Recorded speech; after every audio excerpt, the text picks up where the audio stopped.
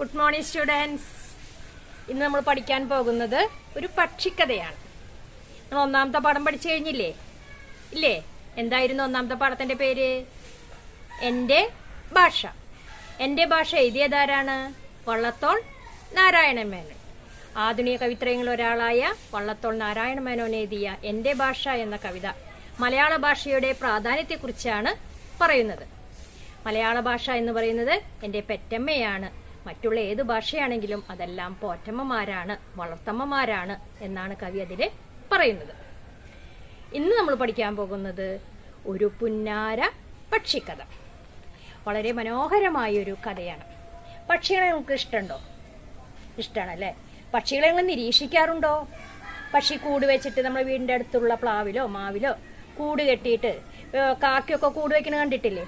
ചെറിയ കമ്പുകളൊക്കെ എടുത്തുകൊണ്ടുപോയി മനോഹരമായൊരു കൂട് വെക്കുന്നു. ആ കൂട് വെച്ച് കഴിഞ്ഞാൽ അതിൽ മുട്ടയിട്ട് അതിൻ്റെ കുഞ്ഞുങ്ങളെ വളർത്തും. ആ കുഞ്ഞുങ്ങളുടെ ഓരോ വളർച്ചയും കാണാൻ നല്ല ഭംഗിയാണ്.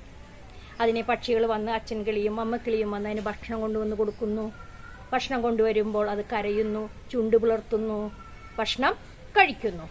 പിന്നെ കുറച്ച് വലുതാകുന്നവരെ ആ പക്ഷിക്ക്, ആ ചെറിയ കുഞ്ഞുങ്ങൾക്ക് വലുതായി പറക്കാനാകുന്ന സമയം വരെ അവർ കൂട്ടിൽ തന്നെ താമസിക്കുന്നു. ഈ ഒരു കാഴ്ച വളരെ മനോഹരമാണ്. നിങ്ങളുടെ വീടിന്റെ അടുത്ത് ഏതെങ്കിലും മരത്തിലെ പക്ഷികൾ കൂടുകൂട്ടുന്നുണ്ടെങ്കിൽ അത് നിങ്ങൾ നോക്കണം. അവരുടെ പ്രവർത്തനങ്ങൾ, അവരുടെ വളർച്ച, അമ്മക്കിളിയും അച്ഛൻകിളിയും ഒക്കെ എന്താണ് ചെയ്യുന്നത്. അതുപോലെയുള്ളൊരു കഥയാണ്. വളരെ രസകരമായൊരു കഥയാണ് നമ്മൾ ഇന്ന് പഠിക്കാൻ പോകുന്നത്. പ്രൊഫസർ എസ് ശിവദാസ് എഴുതിയ ഒരു പുന്നാര പക്ഷിക്കഥ. ഇതിൽ രണ്ടാമത്തെ പാഠമുണ്ട്, അത് നമുക്ക് പഠിക്കണ്ട. ഇന്ന് പഠിക്കാൻ പോകുന്നത് മൂന്നാമത്തെ പാഠമാണ്. പിന്നെ നമ്മൾ പാഠം പഠിക്കുന്നതോടൊപ്പം നിങ്ങൾ ചെയ്യേണ്ട വേറൊരു കാര്യം കൂടിയുണ്ട്. കോപ്പി ബുക്ക് എഴുതാൻ. ദിവസവും നിങ്ങൾ ഓരോ പേജ് എഴുതണം. അപ്പോൾ ആഴ്ചയിൽ എത്ര പേജ് നിങ്ങൾ എഴുതും? 5 പേജ്. അപ്പോൾ നോട്ട് കഴിഞ്ഞാൽ ഒരു പേജ് കോപ്പി എഴുതാൻ അത്രയും സമയം നിങ്ങൾക്ക് ആവശ്യമില്ല. കൂടിയാൽ 10 മിനിറ്റ് സമയം നിങ്ങൾക്ക് അതിന് ആവശ്യമുള്ളൂ. അപ്പോൾ നോട്ട് എഴുതി വീഡിയോ കാണുന്നു, നോട്ട് എഴുതുന്നു, അതിനുശേഷം ഒരു പേജ് കോപ്പി ബുക്ക് നിർബന്ധമായും എഴുതണം. കോപ്പി എഴുതുമ്പോൾ 2 വരയിലും മുട്ടിച്ച് തന്നെ എഴുതണം.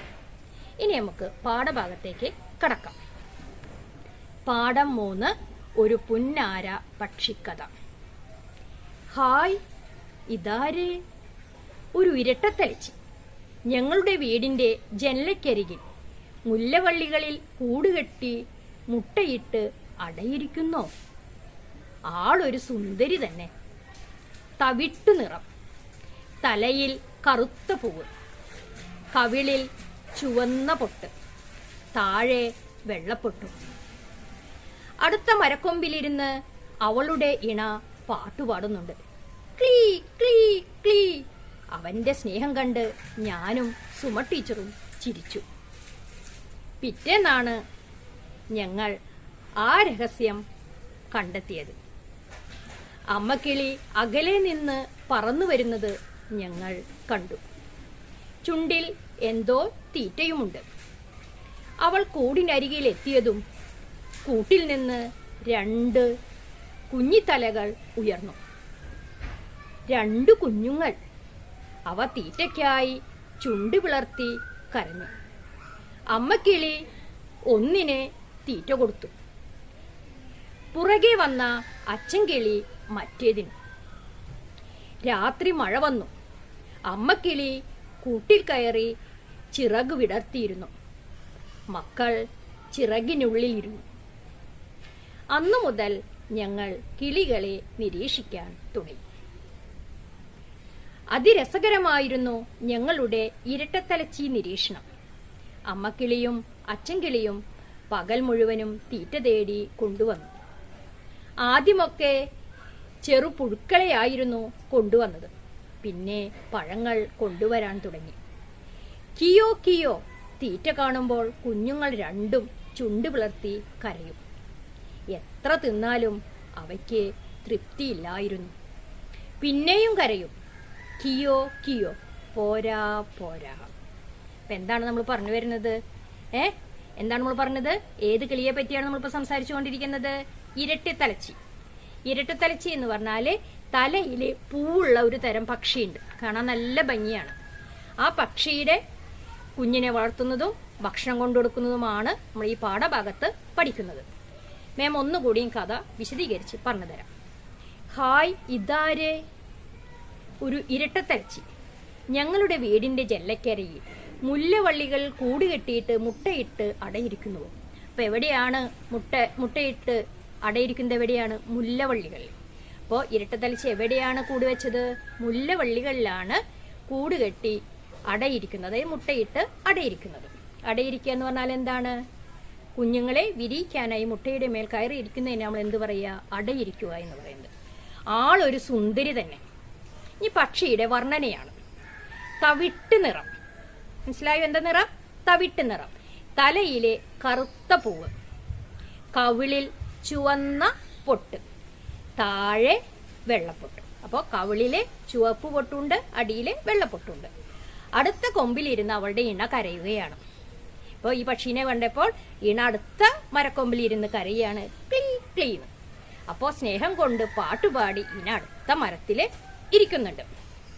പിറ്റേന്നാണ് ഞങ്ങൾക്ക് രഹസ്യം കണ്ടെത്തിയത്. എന്താണ്?